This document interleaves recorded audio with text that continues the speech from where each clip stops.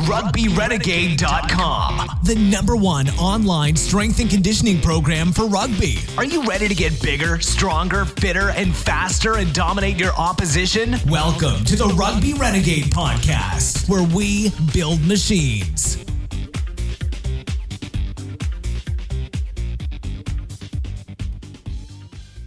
Hello and welcome back to the Rugby Renegade Podcast.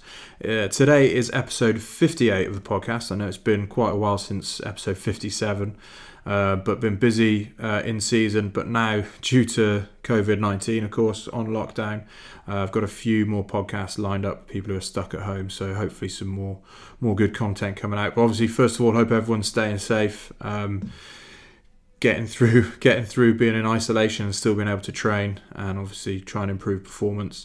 And today's podcast is no different. You're going to get tons of information for training for speed from Jonas Dodoo of Speedworks. Known Jonas for quite a while now. I've seen him speak, and a great speaker and presenter with really great philosophy about improving speed for rugby. And he's also worked at a real high level with many of the clubs in the Premiership in the UK, and he mentions his work with Eddie Jones in England. So great podcasts, tons of really good information.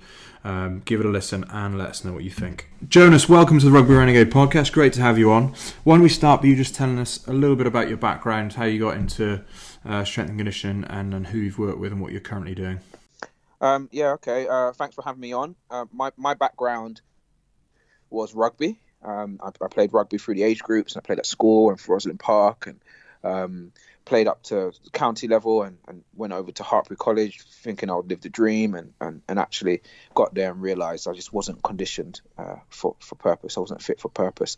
I had some old injuries that I had strapped up most of my life, most of my junior career, and I realised when I got there to move to the next level, I needed to address them. So that got me interested in sports medicine and strength and conditioning. I was already studying a coaching and conditioning degree, and being at Hartpury was, I guess, really eye-opening to just be able to see Gloucester and the academy and their first team players and how they trained, and it was very different to what I expected. So it got me really interested. It got me interested in speed and power, and so I searched among the S&C coaches in the country and even internationally, those focusing on rugby, and actually if you found the good ones and they talked about their philosophy.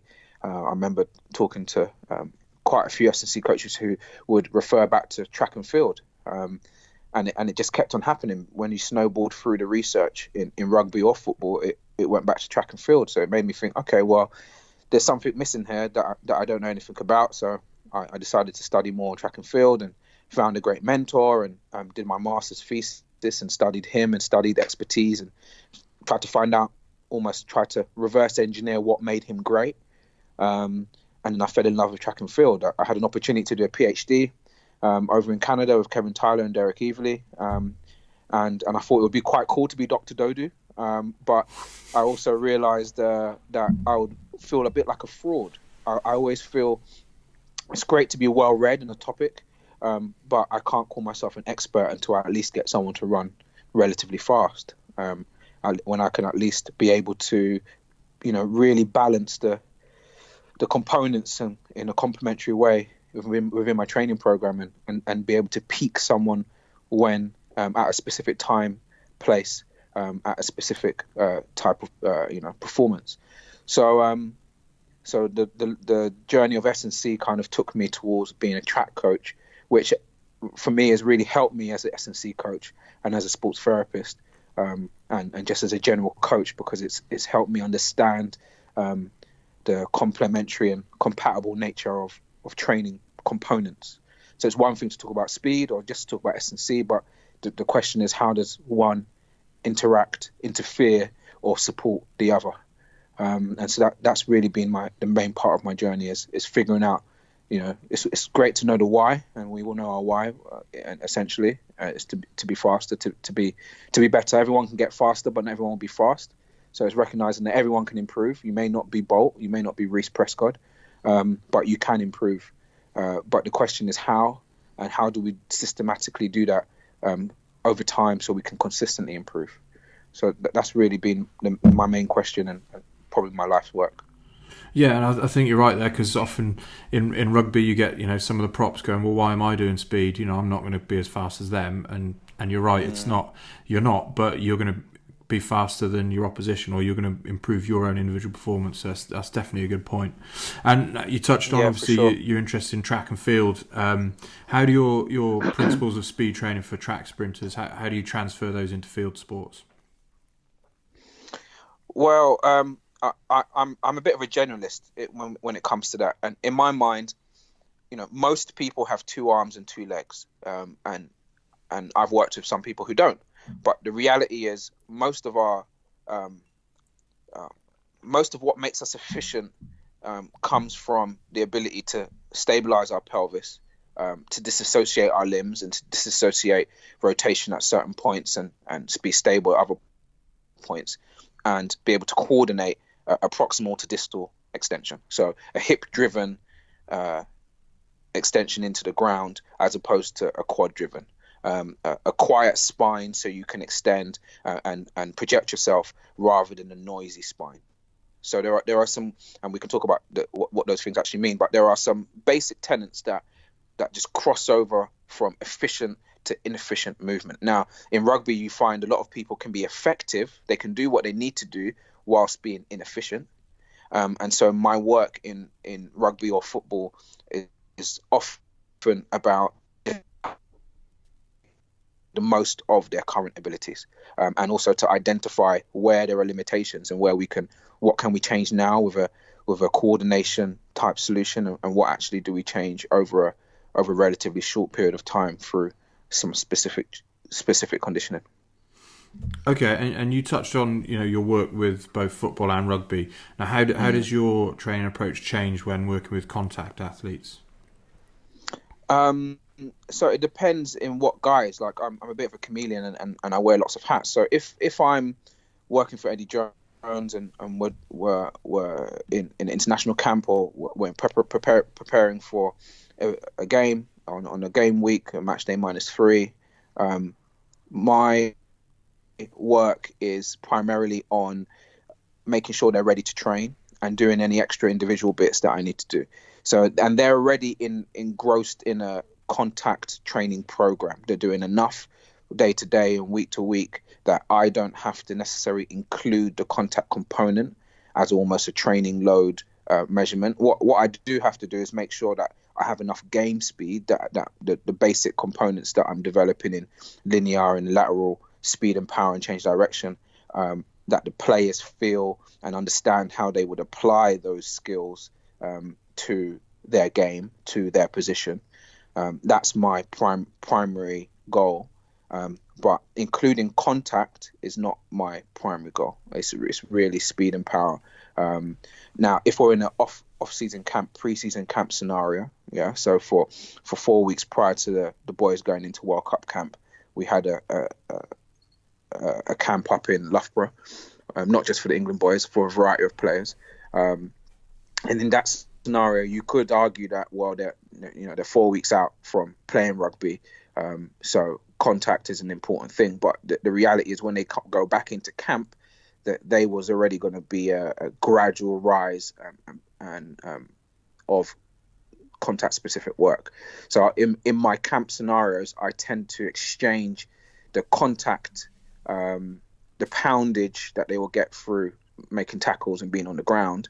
I exchange that for the poundage that I increase through loaded plyometrics and extended sprint work and jump progressions. So they get whacked, but they just get whacked in a different way. Yeah, that makes sense, and it's a good example of how you modify load of different parameters as you go through the season based on what they're going to do, in terms of their technical, tactical, rugby specific training. So that's really interesting. Exactly. And you almost touched on it there in terms of loaded jumping and things like that. What role does strength training play in development of speed with your athletes? Well, I think it's a primary role. I think it has a big role. It's just, I think in the discussion you have to define strength. And for me, strength goes from the weight room to even our plyometrics, even to some of our specific drills. So strength to me is JB Morin says, what strength at what time, or what force at what time. So I think when we talk about strength, when we talk about development of force and force characteristics, we have to be clear with the fact that for whatever we want, there's always going to be an underpinning physical quality that supports it, be it running at 11 meters per second, or be it accelerating from 0 to 5 meters. There are going to be some very specific qualities. And so the real question is, how do we develop those specific qualities? And some of those qualities are easily developed in the gym by lifting weights at relatively heavy loads and actually relatively slowly. And some of those qualities, and we can lift weights and focus on a more compound movement where we're really looking at, I guess, intersegmental coordination. How well do you transfer force from your hips into your knees and your ankles, and how well do you stabilize your spine during that process? And that has a real nice global effect on strength to weight ratio. And we know that strength to weight ratio has a really good correlation with your 0 to 10 meter time.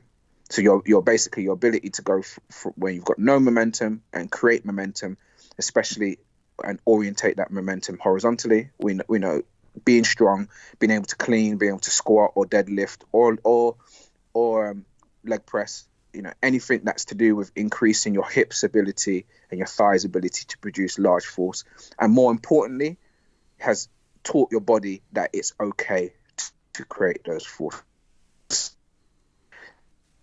Yeah, definitely. You really gym to jump.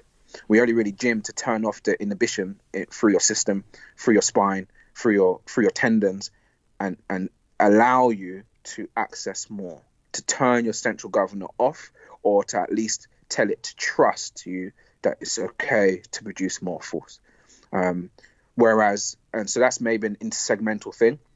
We also see that thing at the segment level. So do we have to train movement, not muscles, or do we train movement and muscles? So I did a presentation recently, a workshop for the FA, and that was really the topic. And of course, most of my mentors and most people will talk about the fact that functional compound movements that give you the opportunity to develop force as well as some level of coordination, intersegmental coordination, has a better transfer to sport. And it does at some levels. But sometimes you really have to train the segment, because actually the body's has a great capacity for compensation, has a great way to skip joints or skip muscle groups, or move through small rotations, load the lateral part of a muscle fiber more than the medial part, or the lateral muscle more than the medial muscle. And so if you don't find ways to overload your limitations, your body will find ways to skip them, to move around them. And in those scenarios, we really find that segmental loading, isolated loading, makes more sense than a global movement. Yeah, that's really interesting. It almost kind of leads into my next question. And I'm guessing if you haven't built up that strength segmentally, you're at more risk of injuries. So how do you approach rehabbing, or I guess in this case, kind of preventing injuries? Yeah, I mean, are you at more risk? Are you really at more risk? I don't know if you're at more risk of injury necessarily. I think what you are is you are at more risk of injury if you're trying to change the movement pattern. So if you, for example, don't have very good distal hamstring strength, so your lower hamstrings, a hamstring close to your knee, isn't very good at accepting eccentric load, especially at high speed, especially at outer range movement. So, a large prevalence of hamstring injury in your biceps happens in the late swing phase of running, when your leg kicks out. So if you don't have that capacity, and every time you RDL, you do it in a position where you get some load into the biceps, but really you get it, most of it is in your proximal tendon, not the distal. And you don't have any extra loading activities in the gym, or even you're not doing overload drills to overload that component. But suddenly you watch a video that says this is the good running style, and suddenly you try to change your technique. That's when you're at risk of injury. You're almost better off running slower and in a poor fashion, because in order to run faster and make a better use of your muscles, you don't have that capacity in that particular muscle group or that chain. So that's where there's risk of injury. So really the point is that when you want to make changes technically, you have to understand the underpinning qualities needed for that technical change. I'm always talking about teaching and training. We want to teach better movements, but we better go away and train it too. Otherwise, we're being pretty irresponsible. So that's just a bit of a spin-off to just make sure that we're clear that you only really get injuries through overload. And if you keep doing what you've always been doing, then as long as there's no programming error, as long as there isn't suddenly a ramp in volume or ramp in intensity, you can generally get away with it. But you're getting away with running slow consistently. So now if you want to move to this new fast path, then you better have a all-rounded system where all your components are complementary. So then to go back to your question about how does that apply to injury, well, it's the same thing. It's exactly the same thing. If you can find out where in the running cycle, what was the reason for the injury, especially again, if it's not programming error, we're talking about an injury specific to a certain type of movement pattern. If you can identify that, then you can reverse engineer it and go, okay, what was the cause of that aberrant movement pattern? And sometimes it's not to do with the movement, it's to do with what happened a frame or two before that part of the running cycle. Then if you can be clear with what that is, then you can reverse engineer and go, okay, well, I recognize that. So there's something called moment arm bias, which basically means in the running cycle, even though you might think of the hamstrings as being,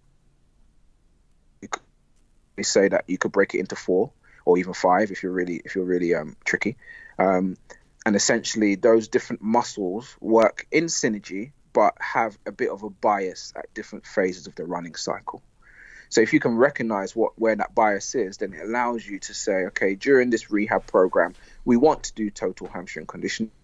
We want to completely develop the whole system in whole and in part, but actually we're going to overload this part over here because we know it's its biggest limiting factor. Or we're going to think a bit more about how we're training this part. We're going to think a bit more how we are periodizing how much load it gets. We're going to think a bit more about the type of contraction and the phase potentiation we want to apply to this body part. We're going to think a bit more about the drills and the skills and the type of activation we want in order to make sure this particular muscle, be it your short head of your biceps or be it your semi-mem, we're going to think a bit more about what really matters, because it was clearly the reason you got hurt in the first place. Yeah, that's interesting, and I'm going to skip my next question, go to the one after, because it's kind of on similar sort of trail of thought there, and it's how you deal with balance of exposing rugby players to high speed running but not overdoing it. It can be an issue that some players don't get any. They need exposure to it, but then obviously, like I say, you don't want any programming errors where you suddenly ramp it up. How do you deal with that? It sounds like you've got everything, obviously including your gym work and pliers and things all tied up. What's your approach? Yeah, I think your approach is by your philosophy, I guess. If you have a speed-based philosophy, so not just on this particular day, I want to train speed.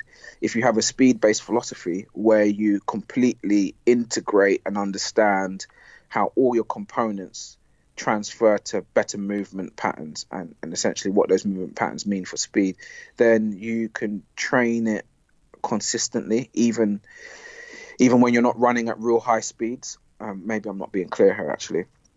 I think that, okay, Tim Gabbett has come out with some clarity about the fact that there's a bit of a sweet spot in amount of high speed exposures, maybe between 3 and 6, and I think it might differ depending on your environments. But we know that there is almost a bit of a sprint vaccine necessary on a weekly basis to prevent spikes in training loads, to decrease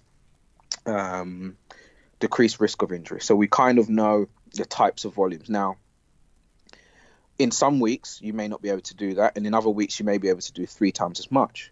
And what prepares you and what supports you in in doing that is not just the out and out speed work. There is a continuum of running sessions, of drill progressions, of work capacity and technical endurance, of gym progressions that all culminate to building an athlete that is tolerant to running fast, but also tolerant to running fast often.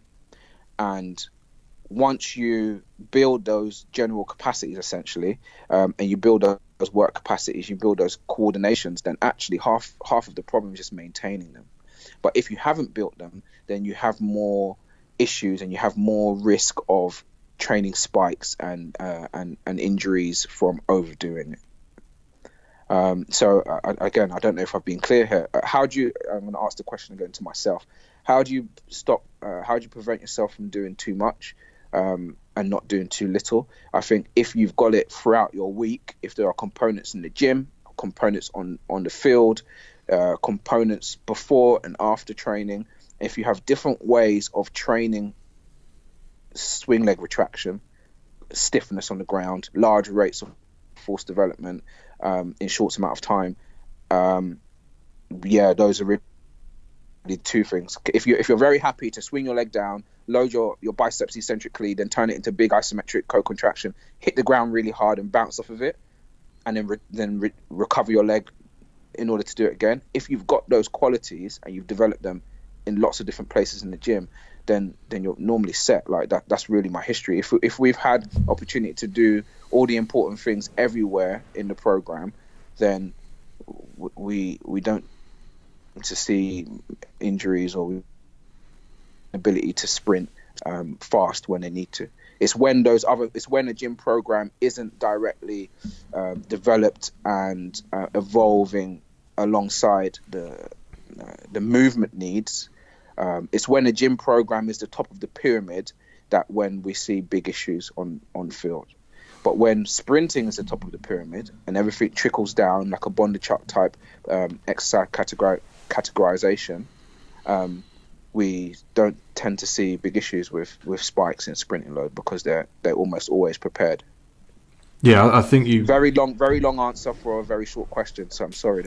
No, that's fine. No, I think it does make sense, and the key thing is, like you say, everything, every facet of your training is dialed towards increasing performance, which ultimately is improving speed of, the sporting action. So that's, I think sometimes when you kind of have a gym program that isn't quite tied in with that, then you get issues. I think also a running program, because now that the more I think about it, is when it's time to run fast, if you've had a pre-season, when it's time to run fast, it's not the first time you've run fast. If you've built your running conditioning and it goes across to rehab as well, I like to rehab fast rather than rehab slow. And a lot of people choose rehab, and when I mean rehab slow, I mean using slow reps of 3-4 meters per second jogging and running to build your work capacity. I think is most of the time BS. There are times where adding that to a fast program makes sense, but most times BS, because really when we talk about speed, if we're going to really break it down into key components, we're really talking about how do you create pre-tension in your running cycle so you can have large amounts of system stiffness on the ground. That really is speed. That to me is the underpinning quality of speed. And why it's important is because that's actually the underpinning quality of most explosive actions. If you're going to kick, your stance leg, your balance leg needs to be able to do that prior to swinging the swing leg. If you're going to change direction, the same thing. If you're going to jump, the same thing. It's always the same thing. Can you create lots of pre-tension so that you can have large amounts of system stiffness on the ground? And if you do that, you can produce more force in a limited amount of time, and you can also get off the ground quickly so you can do it again. Yeah, that's Franz Bosch's whole attacking from the front or attacking from above. That's frontside mechanics from Ralph Mann. That's it's quite interesting because if you talk to most skill coaches, again, most of their cueing or most of the things they want involve pre-tension so that you can do what you need to do quicker on the ground and still produce large forces. So if that's our end goal, that's what we really want. We better be developing that across the board. Now, at the same time, if we're running slowly, it's all about amortization. It's all about soft. It's all about knees bending on ground contact. It's all about giving. And that is the opposite skill that most of our players need. It's not to say they don't jog in the game. It's not to say some of the game isn't done at low pace. But even look at explosive players when they jog. They're bouncy. They're not sinky. They're bouncy. And so it's like, okay, actually, in pre-season, in rehab, if from the very early stages we are teaching bounciness, stiffness on ground contact, even in the early stages of a hamstring injury rehab, you can get them to do pogos, you can get them to do stiff-legged type stuff. And the more distal the injury, the more you can keep them doing more straight-legged type scissors. You can really encourage them to turn off any inhibition that's happened as a result of their injury. And this allows you to build elastic capacity, technical endurance. And if you get to do this in your preseason, you might be running at 80-85% intensity, and you might be dribbling, you might be doing dribble bleeds, you might be just doing a range of sprint-specific tasks, forwards and sideways, and change it with changes of directions. And because you've built this capacity, you've built this awareness, and more than anything, you've built this into segmental coordination, this whole proximal to distal thing, and this is really, really important. That's how you create really good swing leg retraction and system stiffness. If you've done these things, then you've built the capacity necessary to run fast. These are the important tenets. Then the gym supports that. Your rest of your training supports that. But if you've done that, if you've built the capacity to do 3 sets of 4 60s with a short recovery, I'm not talking about building speed. I'm still talking about building capacity in whatever energy system you think it fits in. I'm just going to call it work capacity. If you've done that, then running fast is easier and has less injury connotations, because you've got the capacity to have your pelvis in the right place, to use your muscles in the right order, and to be efficient, not just effective. It changes the whole ball game. So once you're fit for purpose, then again, sprinting often is far less taxing. It's far less scary for your conscious and your subconscious. And it's far easier to then turn your speed into game speed, because you've already developed your ABCs. You've already developed your basic competencies at medium to high intensities with large volumes. So you can start to do your speed work and very quickly go into very specific game-related activities. No, I think you've nailed that one there. You've covered so many different things that people can like put into place. But I guess the key is, like training at, high intensities and not worrying. Well, it's not that you don't worry about low intensity recovery, but you get your recovery during those periods, don't you? And yeah, it's your program is designed to improve those high intensity things in the game, which ultimately is what wins the game. Those high intensity efforts. So, yeah, the worst case scenario are what we're training for, and I just want to keep saying it's not just about training at the highest intensities. It's training to prepare yourself for those high intensities, and there are times in a training week that low intensity stuff works, and depending on your training cycle and your need to develop aerobic and submaximal volume load and using that as a stimulus, maybe for recovery, maybe for work capacity, they all fit, but nothing in isolation. It's recognizing and never forgetting what we really, really want and what we really, really need. That's what's always at the front. And you know what? Like someone like Eddie Jones or some of the other managers that I've worked with, especially in football, they are really, really clear with what they really, really need. And the good ones are not scared to get you to do what's necessary.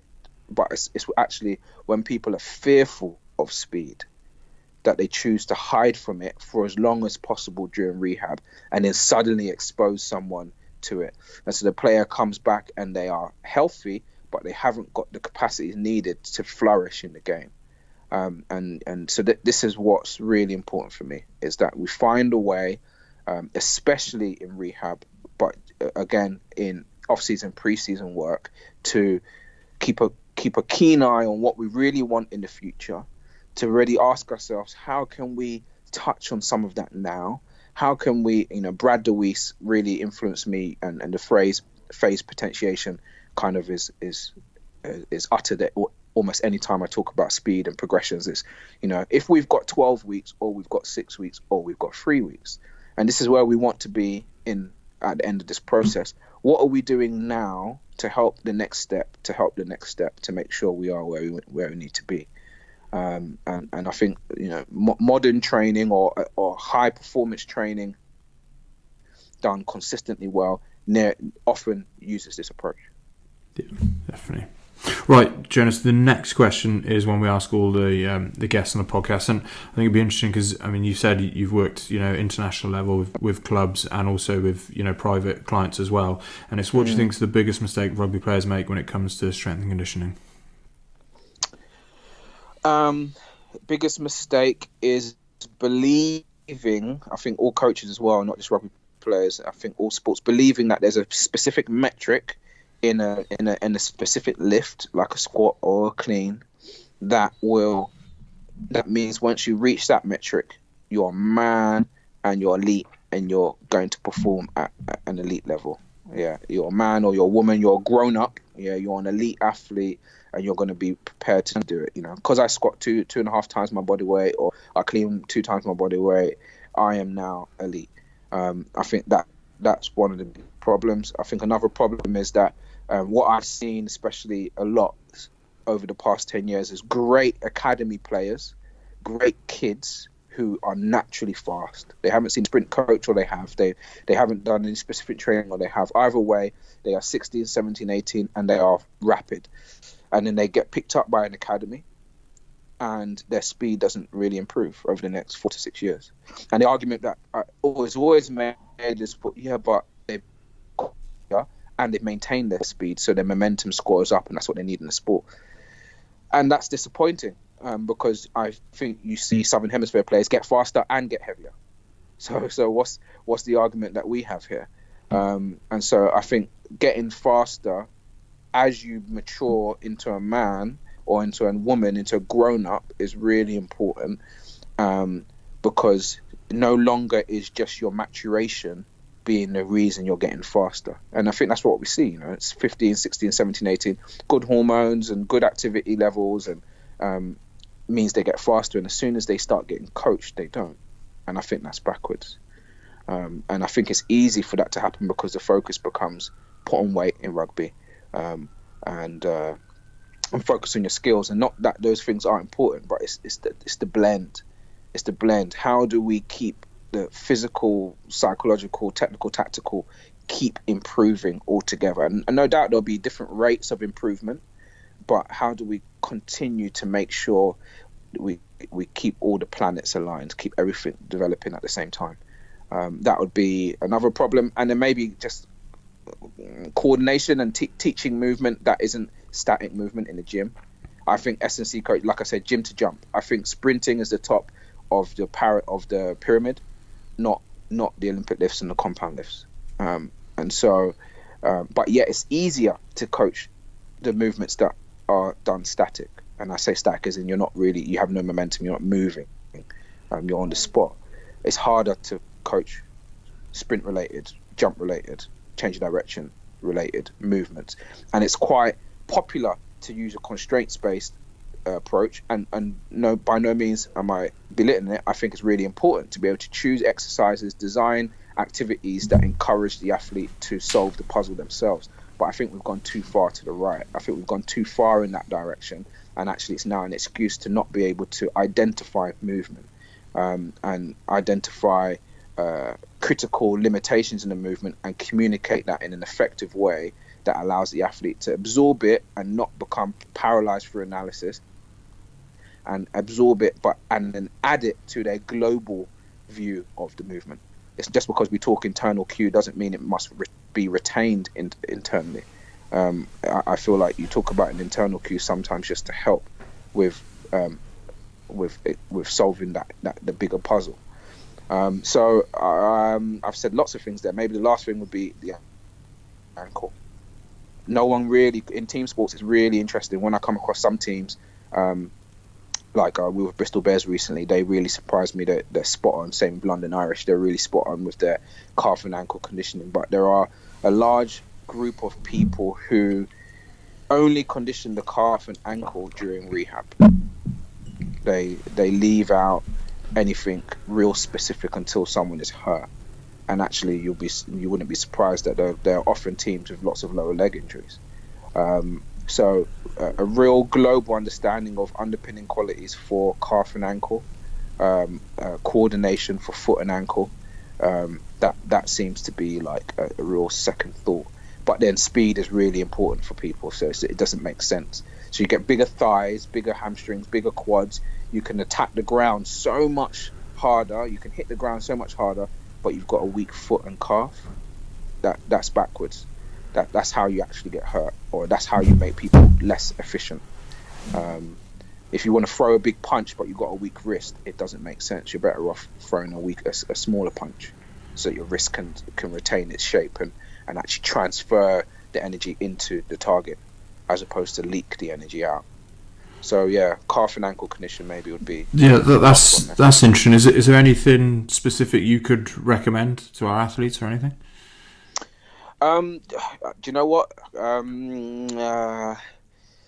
Simply, I would talk about working the foot and ankle in maybe 3 different ways. In the gym, I'll talk about it being either bent kneed or straight legged, right? Bent kneed, you can really get your soleus more, large power output, really important for speed and for stability of your ankle. Straight legged, okay, you get your gastric more, similar kind of concept. Build work capacity and maybe regain muscle mass if you need to through normal concentric eccentric means, but moving to real high load isometric type work seems to be or sprinters for people that are trying to create large forces in a short amount of time. I think Alex Natera's work has really Alex Natera's work around anything isometric really makes sense there, and his spectrum of training is the same as a lot of people. Build work capacity and cross-sectional area and fascicles through concentric and eccentric specific work. But once you've got those key components, you've got the hardware, really change the software through heavy isometrics. That would be my goal. Okay, cool. Thanks for that. Now, you mentioned obviously isometrics and eccentrics, several times, through the whole discussion. Now, often we focus, and I guess because we look at numbers, we want to see jumps and things like that, and 1RMs. What, how do you use eccentrics and isometrics in your training? And for what purpose, I guess, for people's understanding? Yeah. Okay. I love an eccentric for all my hamstring work. And there's a lot of evidence and information on fascicle length and how important that is for your hamstrings. I think there's a lot of information and evidence on cross-sectional area and how that's important for just muscle and force. There's also a conflict between building cross-sectional area and building fascicle length, because the more cross-sectional area you get in the muscle, the shorter the fascicles will be. So we almost go a bit of a seesaw, that if you've got a goal and you want to build size, that actually you need to build size and also consider how that building of size will affect your fascicle length and your end range strength and your ability to be elastic almost. So it's important for me to consider this and take that into my planning. My isometric work, ISOs to me unlock this system. So heavy isometric works, not just normal, not just any isometric. Heavy isometric work, I think, does a few things. It first allows you to get a majority of the muscles. So not just if you, let's say we're doing a glute ham raise heavy isometric for your hamstrings, right? What's great about it is because if it's heavy, it's not just hamstrings, it's the whole posterior chain. And again, it might not just be the posterior chain, especially around the hips, you might find that there's lots of co-contraction around the pelvis and the hip and around the knee that help stabilize that angle. So I think isometrics or I believe isometrics, heavy isometrics, help you create large contractions, coordinated contractions, that really support what we need in our sport. When we hit the ground running, no pun intended, but when we hit the ground when we're running, we need everything to fire at the right time and then to relax at the right time. And that everything firing all at the same time is a neurological coordination type component. I'm sure there's rate coding and synchronization all needed for those key things. And I find it far easier to get that done in heavy isometric work. The problem, or the good thing about isometric work, is it has an angle specificity. So we try to make sure that we're doing our isometric work in angles that are specific to what we want that strength to transfer to in running specifically. Did I answer your question? Yeah, no, some good examples there of when to use eccentrics and isometrics. Right, next question, and you've mentioned JB Marin. So my next question was, how do you use resisted sprinting to improve speed for rugby? Yeah, so I think resisted sprinting does a number of things. Resisted sprinting is simply an easy way to learn how to coordinate your limbs. Why? Because the constraint of the resistance means, especially if the resistance is relatively heavy, let's say you're pulling a sled at half your body weight and you're pulling it on grass rather than on 4G, so that's not really sliding, yeah? So you're pulling on long grass, so that 50% of your body weight feels heavy, because if you pull 50% of your body weight on a wet 4G, it might not feel very heavy, yeah? So we're just going to be clear about that. If you don't orientate your forces forwards, horizontally, you will not really move. And that's the great thing about that. It tells you if you've done it right or wrong, near enough, yeah? And if you then start to play with different coordination strategies, you punch your free leg harder, you push against the ground for longer. I've talked about proximal to distal a lot, but the easiest term I use is two terms. One is torso torpedo. So can you make your torso horizontal at the beginning of stance, and during extension keep it horizontal or relatively horizontal? Or another way to pull it is bum before back. I'm giving you my secrets here. Bum before back is really, really important, especially in acceleration, especially in early acceleration. Bum before back. And really what that means is, are you using your bum and your hip extensors as the driving force, and then your lumbar spine and your erectors and your torso essentially are supporting the extension? So that would be a really strict movement. Or is the back extension throwing your shoulders up, and you're using and you're rolling your knee, you're allowing your shin to roll, so when you throw your shoulders up, you can use your quad more. So you're a bit more upright, and it's a bit more of a noisy. I'll talk about noisy quads. Your shin should be still during extension. It might roll a tiny bit forwards, but it should be still, and it should really be bum orientated. Now, what's the point? The point is, when you pull heavy sled, you can really see that. You can really see it. You can really feel it as an athlete. And when you try to use different coordination strategies, the stuff that we would normally use in track and field, to do with what are you doing with your limbs, what are you doing with interlimb coordination, what's the contralateral or ipsilateral limb doing to help you throw yourself forwards.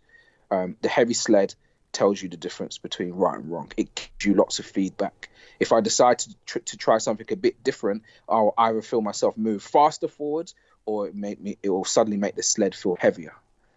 And so the heavy sled to me is a really important early stage coordination puzzle. But it's also great strength work. It's also really, really good strength work, strength and power work.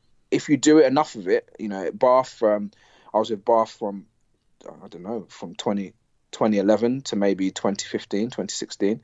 And so every pre-season, we would pull and push very heavy things. And Alan Ryan, who was there at the time, is now at Toulon or Toulouse. I always get it wrong. He's a great SNC, a great guy. But his philosophy was, right, I've got senior players here who could increase by 5% their squat or their whatever key lift it is over this next 3 to 4 weeks. And I will try to, but I won't put all my eggs in that basket. Actually, each week, I'm going to make sure that their capacity to pull and push heavy things efficiently and be effective is my primary goal. And I'll use the lifts to support this. This is a very different philosophy to most people. Most people in S&C and performance will measure how they've affected their client or the team through the numbers in the gym. Whereas actually his were through components that somehow he could measure through GPS, but somehow he couldn't. He had to trust that it was the important thing to do. And actually over time he could measure it because we started to do cool things, and that's some of that stuff I can't really talk about. But essentially, heavy sled is for slowing down the movement, giving the athlete some feedback between right and wrong in their movement strategy, and also developing underpinning physical qualities, but in a very, that word dynamic correspondence, in a very transferable way.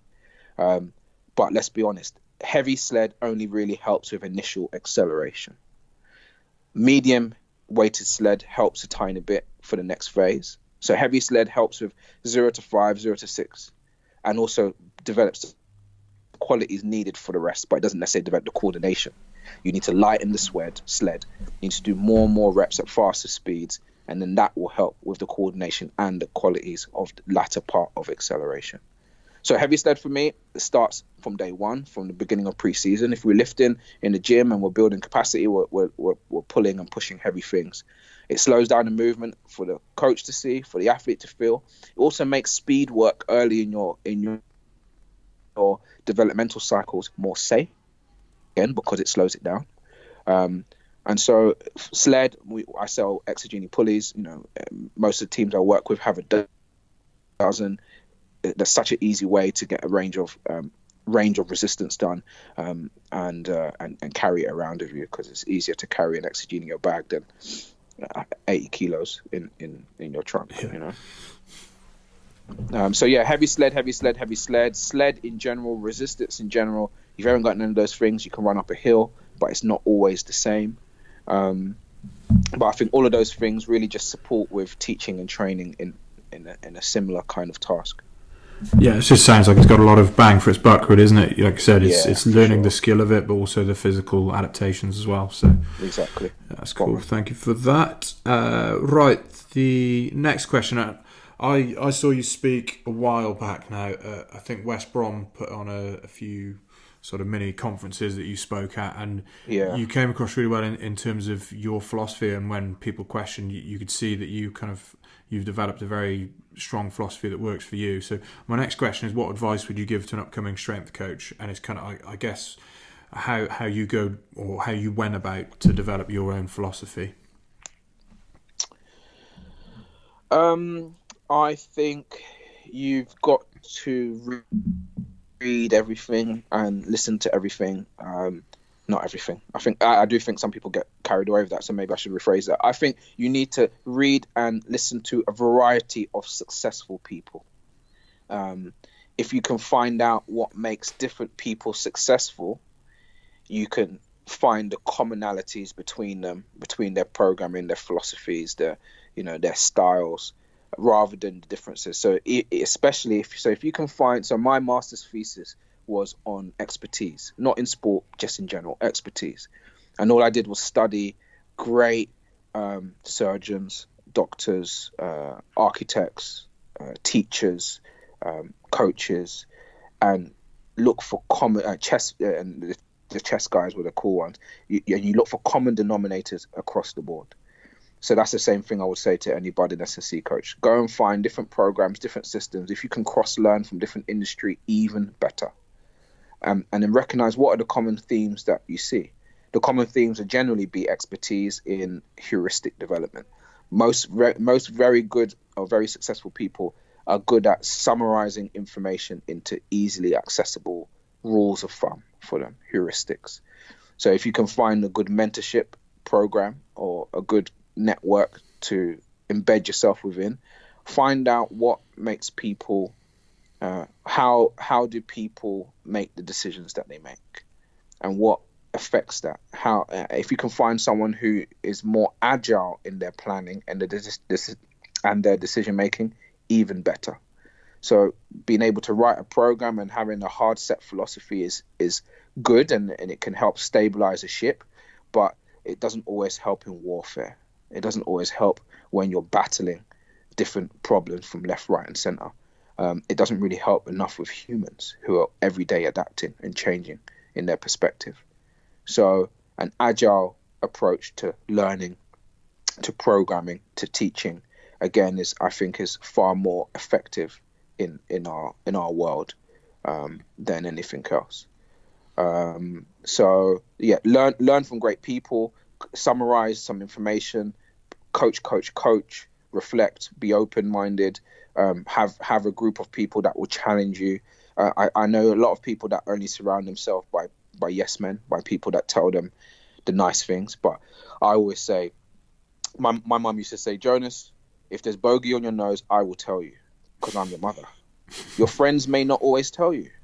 They may not want to embarrass you. They may not want to have that discussion, but I will tell you because I'm your mother. I have a mentor who was one of my first mentors, Michael Afalaka, another sprint coach.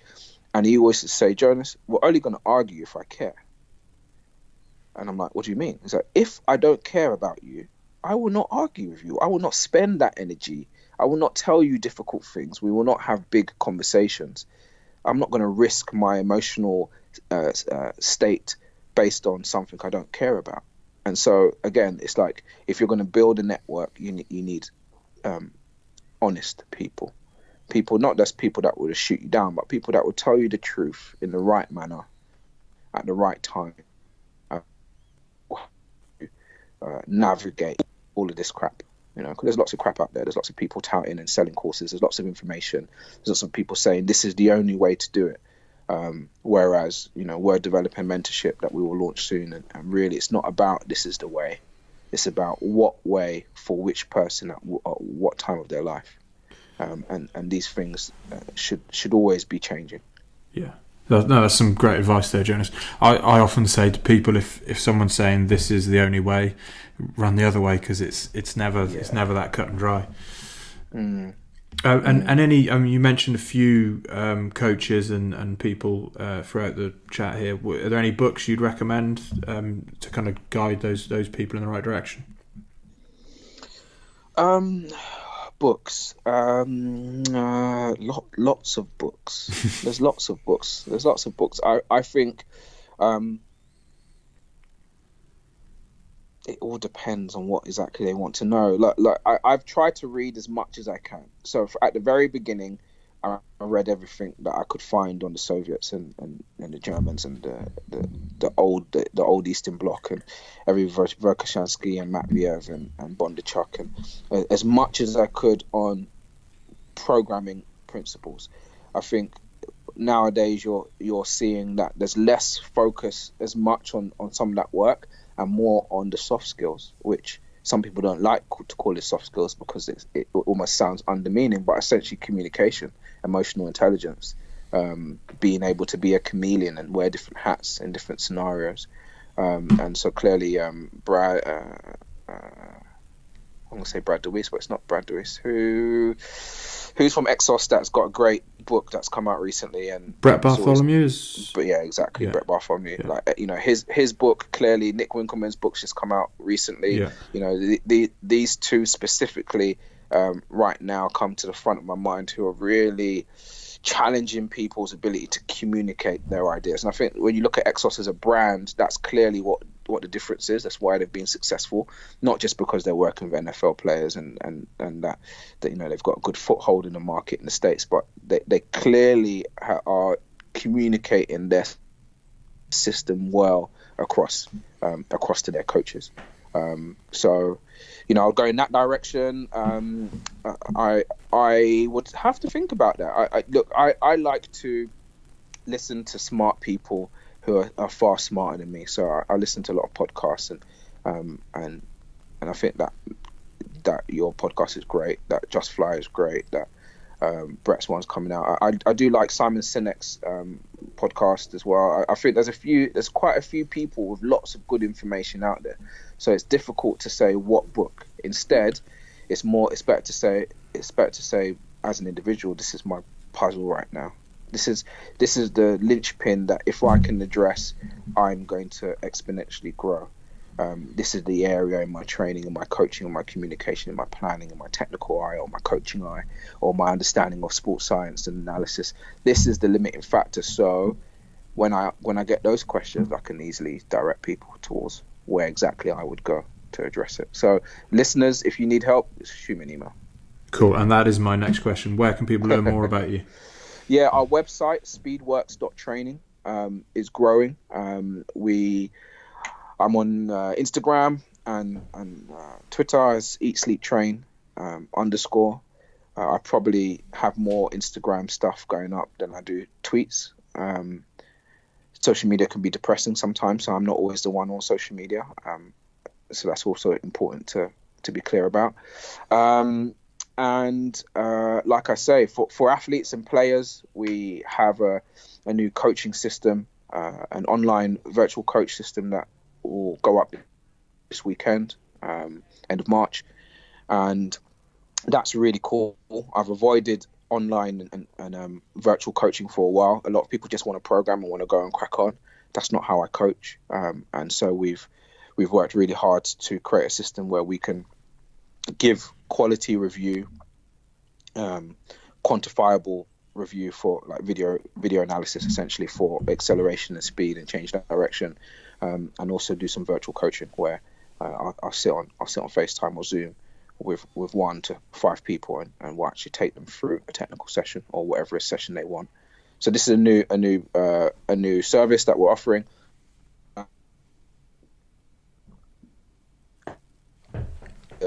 Second week of April, and that is to support everything that you've just talked about here. It's what do we do as strength and conditioning community to maximize our process, to improve our ability to learn in action, and improve our communication across the board. So these are the 2 key things that are coming out soon, sooner rather than later, as well as the fact that I'm on social media, I'm on email, I'm everywhere, really.